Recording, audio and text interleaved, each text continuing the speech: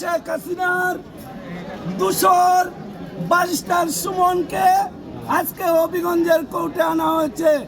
আজকে এই দালাল সুমনকে এই কোর্ট থেকে যেন রিমান্ডের আবেদন কোর্ট কর্তৃপক্ষ যেন মঞ্জুর করেন।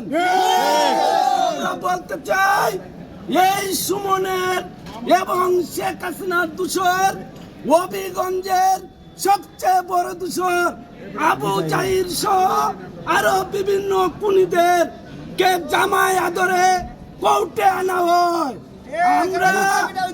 আমরা যখন কোর্টে এসেছি আমাদেরকে ডান্ডা বেরি লাগিয়ে কোর্টে আনা হয়েছে।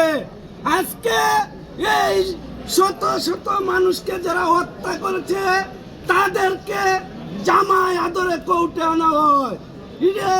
কিসের ইঙ্গিত বহন করে আমরা জানতে চাই। কোর্টের সামনে হাজারো ছাত্র যুবক জনতা উপস্থিত হয়েছে। এই কুলাঙ্গার ব্যারিস্টার সুমনকে আজকে কোর্ট রিমান্ড না দেওয়া পর্যন্ত আমাদের কোর্টের সামনে অবস্থান থাকবে।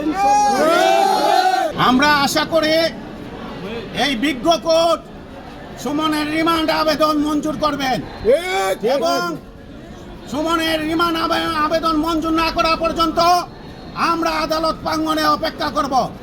আমরা এই সুমন সহ আবু জাহির সহ সকল হত্যাকারীদের বিচার চাই এবং তাদের ফাঁসির দাবি জানাই।